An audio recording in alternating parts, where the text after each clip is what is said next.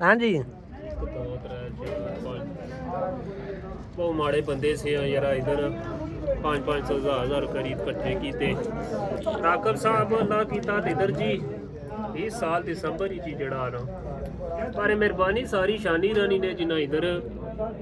घेरे बाई नाल बंदे इकट्ठे कीते ने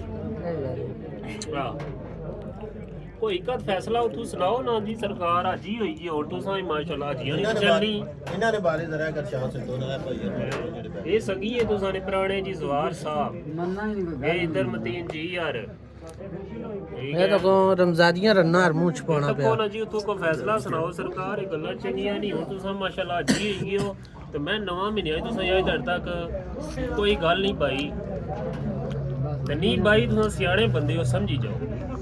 ਬਾਣਾ ਨਾ ਮਾੜੀ ਆਦਤ ਨਹੀਂ ਆ ਤੁਸੀਂ ਜਾਣਦੇ ਹੋ ਪੁਰਾਣਾ